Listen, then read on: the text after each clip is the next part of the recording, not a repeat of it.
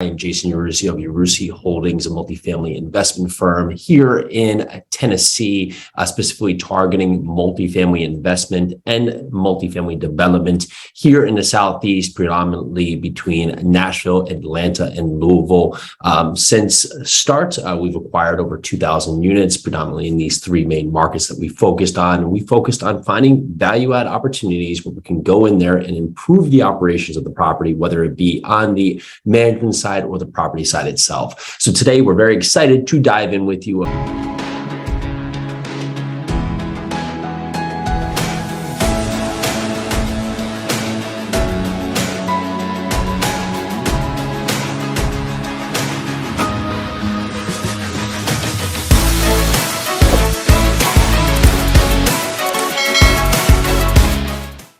All right, so today we're talking about multifamily assets and typically the class types of multifamily assets. Traditionally, we see A, B, C, and D. And to break it down, there's typically the property type and the area type.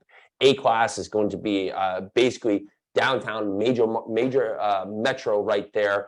Your Miamis, your Chicagos, your Charlottes, your New York Cities, your LAs, right? Those are going to be major markets where you see a lot of money wanting to come into that market, both from here in the U.S. and from abroad that want to come into these major markets. When we talk about A property classes, those are going to be usually assets that are new construction or very well maintained, manicured. Now we have our B assets and B markets, and those may be some of the surrounding markets that are secondary markets that may not be your major markets here, but are going to support it. So some B markets might be still your Nashvilles or still your Louisvilles or some of the other surrounding markets that are within range of these major markets, but are not in fact at major markets. And we talk to B assets, they are in range of new construction, are still well cared for, but may not have, of course, the new construction element, but some of the amenities, some of the major upgrades, some of the elements that are now available today, but could be anywhere from 1990s all the way up to 2010s or 2015 range.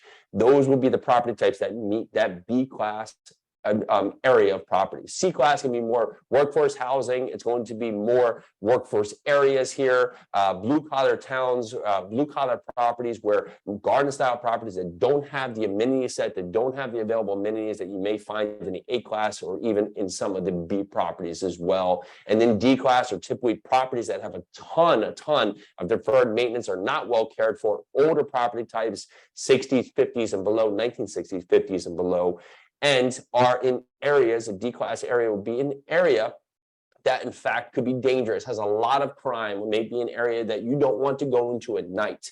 Now, that said, you can have D properties in an A area, and you can have A properties in a D area.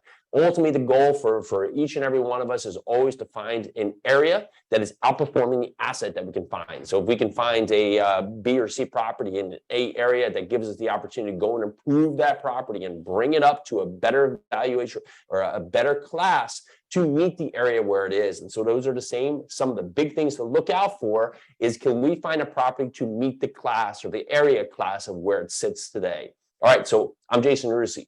Let's get out there. Let's invest in some multifamily. We want to help you do it. We want to see you do it. So let us know how we can help you. Hit us down there in the comments. Let's go.